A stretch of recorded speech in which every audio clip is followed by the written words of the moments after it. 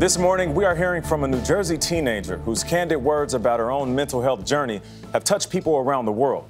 16-year-old Dylan Levitt lost her father to suicide 2 years ago. Since his death, she has opened up about her own mental health challenges online. In her blog, We Got This, she channels her sadness and grief into an opportunity to reach others.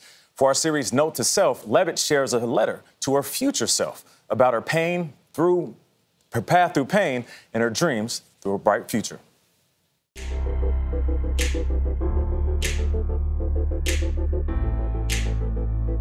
Dear future Dylan, I think about you a lot. I wonder where life will take you and if your past still haunts you. Will you have that beautiful family you wished for? Or meet the man who would love every part of you? Even from the time you were young, you were a dreamer. You'd see yourself accepting an Emmy Award for your latest screenplay. Did we ever get to have that? Come on, baby. Do you ever allow yourself to think about the little girl we used to be? She was so kind and had a heart made of gold. She loved working with her karate students, and there was nothing that filled her heart with more joy than watching them accomplish their goals. She never quite knew just how much our life would change.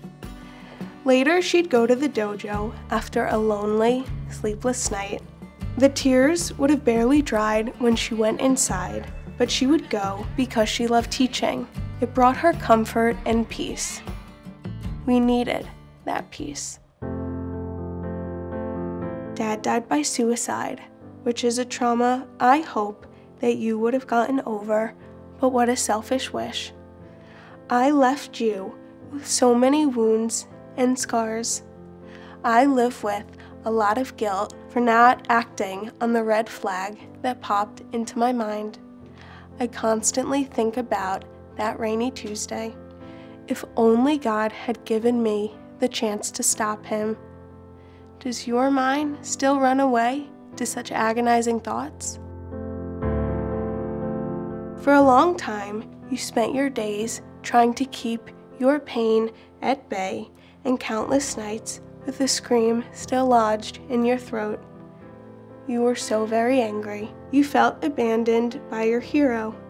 You used to feel lost, scared, and hopeless. Do you still feel that way? You used to display a brave face on Instagram, yet you still struggled. You missed Dad with your entire being. You longed to hear his laugh, listen to his inappropriate jokes, and sing in the car.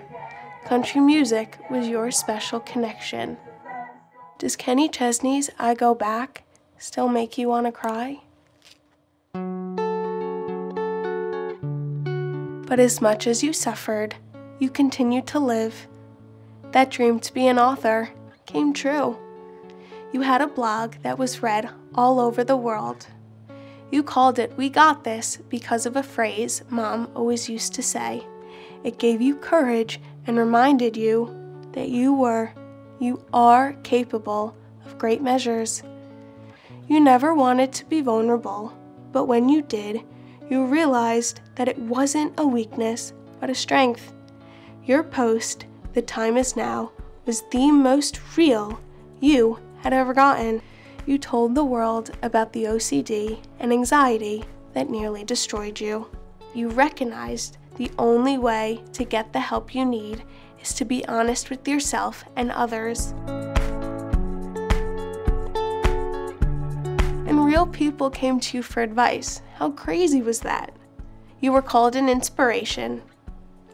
When you realized there was an opportunity to help yourself heal, to share your experience with others, you took it. That camp you attended, they asked you to speak at their gala to support others. You did it. You turned your grief into a survival guide for others. One day, the girl behind the wall would be free. You used to fear that you would never make Dad proud, but I know you do. His personality was contagious, and by sharing stories about him, you kept his humor alive. You promised him that you would carry him with you wherever you went. How many times has Dad been by your side at a job interview or a fancy event, or even one of those days that beat you to your core? And you will always have Mom and Alexa. They are your everything. Aww. I love these photos of him hugging me. Their unwavering support gave you courage. As twins, you and Alexa have your differences, but she will always be your person. You can always be your authentic self with her. With Mom, she experienced a great deal of pain, but always managed to push through to make sure her daughters were okay. I bet that Leslie Levitt is the most loving grandmother. I want you to never forget how much you are loved. Never change who you are. You are a daydreaming, karate black belt, country music lover with great determination. Always use that beautiful, curious, imaginative brain to dream big. And remember, Dad is with you every step of the way.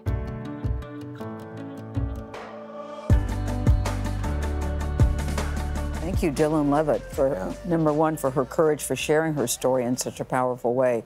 She was 14 when her dad took his life. Only 2 years ago. It's very fresh. 2 years. Right. I was going to say it's very fresh, very raw, and you're so vulnerable at that age. And the fact that she can share her story in such a powerful way will certainly help others. And I think a tremendous act of empathy on behalf of her as a young person to look at her father as somebody who was in a tremendous amount of pain himself for this to have happened, and then the introspection required to understand what she's going through, make it public, and help others along the way. It's really powerful stuff. Yeah, and going through something, when you allow the world to understand what you're going through, you realize people identify with that. And we should thank Molly Mazzalou, a top-notch producer here, who put that piece together. That was very difficult to do. Nice job. Now, if you or someone you know is experiencing a mental health crisis, you can call the National Suicide Prevention Lifeline at 1-800-273-8255 or text HELLO to 741-741. We'll be right back.